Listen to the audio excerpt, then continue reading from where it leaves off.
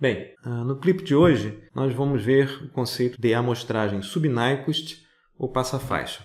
Primeiramente vamos recordar a amostragem de um sinal real, x de t, tanto x como t pertencem aos reais, tá? Em banda base e com banda limitada. O que isso significa? X de t está associado ao espectro de Fourier pela CT FT, e o espectro é denotado como x grande de j ômega. E nesse caso, o x ele é um sinal real, logo o espectro em magnitude é simétrico em relação a ômega igual a zero. No mais, ele é limitado em banda e em banda base. Isso significa que o sinal x de t tem um espectro com frequência máxima ômega-m, é um espectro cheio entre menos ômega-m e ômega-m, e vai ser nulo fora dessa faixa. Vamos chamar de módulo de x de j ômega. É um espectro em banda base, ou seja, ele é centrado em zero e cheio entre menos ômega e mais ômega. E o conceito de limitação em banda é tal que o x de j ômega é igual a zero, para módulo de ômega maior do que o valor da frequência máxima positiva aqui, ômega-m. Então, é um caso particular, sinal x de t real e o espectro típico de um sinal em banda base limitado em banda. A gente viu no curso que o processo de amostragem do ponto de vista teórico implica multiplicar esse sinal x de t por um trem de impulsos de Dirac no tempo, vamos chamar de P de t, que é dado pelo somatório de k pertencente aos inteiros de delta de t menos k que multiplica ts, onde ts é o período de amostragem, ou seja, você tem um conjunto infinito, enumerável de deltas de Dirac espaçados de ts.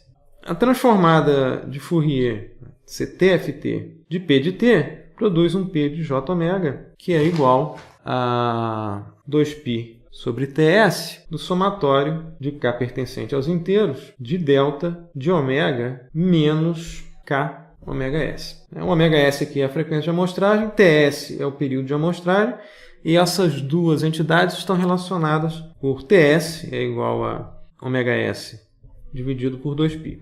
Ou seja, quanto menor for o ts aqui, maior vai ser o ômega s e vice-versa. Muito bem, o efeito de fazer a multiplicação de x de t por p de t no domínio transformado é convoluir o espectro x de j ômega com o espectro p de j ômega. Isso implica que o espectro em banda base vai ser replicado em múltiplos inteiros de ômega s. Então, a gente teria, para um determinado valor específico de ômega s, o sinal, vamos chamar xa de t, de amostrado, sendo dado por x de t multiplicado p de t. Isso vai produzir aqui, através de Fourier, da CTFT, um xa de j ômega, que seria dado por o espectro original centrado aqui em zero, teria uma redução de magnitude, se a magnitude aqui for unitária, vai ter uma redução por ts na magnitude, que a convolução de x de j ômega com p de j ômega envolve um escalador 1 sobre 2π, e esse espectro vai ser replicado aqui em múltiplos inteiros de ômega s. O espectro do sinal amostrado, então, ele é periódico e o período é ômega s, radianos por amostra. Então, aqui entre menos meio ômega s mais meio ômega s, tem que haver espaço suficiente para caber esse espectro aqui, de modo a não ser sobreposto às réplicas laterais. Dessa forma, a gente conseguiria recuperar, a partir do sinal amostrado, o sinal original em banda base, fazendo um processo de seleção em frequência em que a gente remove as réplicas espectrais laterais e fica somente com a réplica centrada em zero. Muito bem, nesse intervalo de tamanho ômega s, entre menos meio ômega s e mais meio ômega s, tem que caber duas vezes ômega m. Então, o critério de Nyquist para esse tipo de situação é tal que ômega s tem que ser maior que duas vezes o ômega m. Então, duas vezes o ômega m, esse tamanho aqui, tem que caber nesse intervalo de tamanho ômega s. Veja só, quando a gente faz essa amostragem, a gente está supondo que o período de amostragem foi ts, mas no caso em que a gente faz de fato a amostragem produzindo uma sequência x de n, dada por x de t, avaliando t em n nos inteiros ts, o intervalo entre as amostras de x de n aqui não é ts, é 1. Então a gente está fazendo um escalamento aqui de ts para 1. Se ts for igual a 1, ômega s vai para 2π. Então, no caso do espectro da sequência, o período do espectro da sequência x de n não é ômega s, e sim vai ser 2π. Então, existe uma relação aqui, quando a gente faz TS e para 1, o ômega s ele é mapeado aqui para 2π. Então, no caso do espectro da sequência, o período é 2π, não é ômega s. Mas vamos trabalhar com essa situação do sinal amostrado, sendo a amostragem feita pela multiplicação do sinal no tempo contínuo pelo trem de impulso, porque fica mais fácil fazer a análise para o caso da amostragem sub-Nyquist. Qual é o nosso problema aqui? O problema é a situação em que você tem novamente um sinal x de t pertencente aos reais, t pertence também aos reais, só que o sinal não está em banda base, ele é um sinal do tipo passa-faixa, ou seja, o espectro de x de t, vamos chamar aqui em módulo x de j ômega, tem uma faixa aqui entre menos ômega b, b aqui de frequência baixa, e ômega a, subescrito aqui a é de frequência alta. Como x é real, o módulo vai ser simétrico em relação a ômega igual a zero. Então é menos ômega b aqui, menos ômega a. Então o espectro ele vai ter um shape triangular aqui, por exemplo. O espectro tem um espaço, uma região que não tem energia. Se a gente fizer a aplicação direta do critério de Nyquist, como se fosse para o espectro em banda base, né? O critério de Nyquist seria escolher alguma frequência de amostragem ômega s, sendo maior que 2 vezes a frequência positiva máxima aqui. Seria 2 vezes ômega a. Não tem problema nenhum, a gente vai conseguir fazer a recuperação desse espectro a partir do espectro sinal amostrado, porque não vai ter aliasing. Só que a gente vai desperdiçar num intervalo entre menos ômega s sobre 2 e mais ômega s sobre 2, né? Na hora que você replicar esse espectro nesse intervalo aqui, você tem uma parte aqui que não é aproveitada. Então você está desperdiçando banda, né? Desperdiçando um intervalo espectral ou uma banda espectral desnecessariamente. A questão é se a gente consegue reformular o critério de Nyquist de modo a fazer a amostragem, de tal modo que no espectro do sinal amostrado, essas partes do espectro não sofram sobreposição, ou seja, sem eles. Muito bem, então nós temos aqui o sinal, novamente, sinal x de t pertencente aos reais e o espectro de x do tipo passa-faixas, né? Então esse aqui é o espectro do sinal x de t, vou colocar em módulo.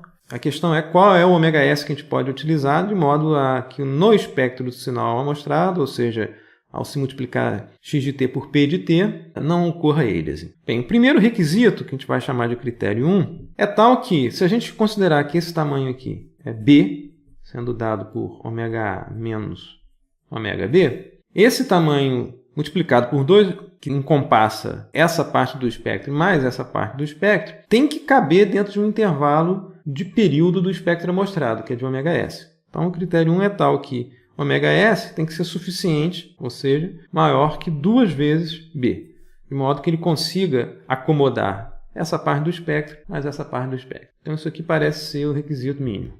A partir daí, a gente tem que verificar quais são os requisitos que a gente tem que atender, de modo que a replicação desse espectro de x de t em múltiplos inteiros de ômega s não produza sobreposição entre as réplicas espectrais. Então, suponha que a gente tenha esse caso aqui. Se a gente fizer o espectro do sinal amostrado, ou seja, suponha que a gente tenha xa de t dado por x de t multiplicado por p de t. Então, o espectro de xa vai ser dado aqui, vamos fazer de forma mais ampla, né?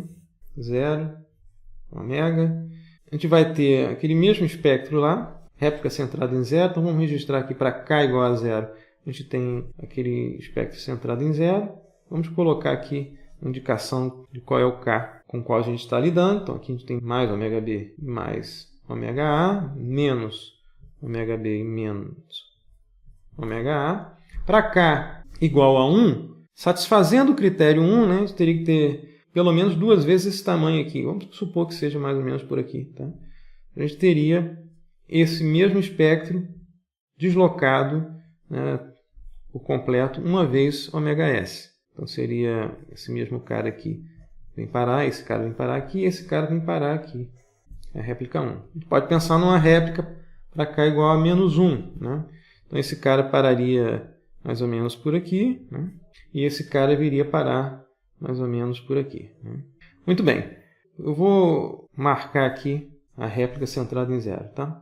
Suponha agora que a gente queira evitar aliasing. Então, a gente pode considerar que para k igual a m menos 1, essa réplica vai ser deslocada de tal modo que ela venha parar até no máximo aqui em ômega-b, mas não pode ser sobreposta a essa réplica. Então, suponha que a gente queira para um determinado valor arbitrário m, né? O deslocamento m-1 vezes ômega-s, eu tenho uma réplica aqui, m-1, que não se sobrepõe a essa réplica centrada em zero, ou seja, para k igual a zero.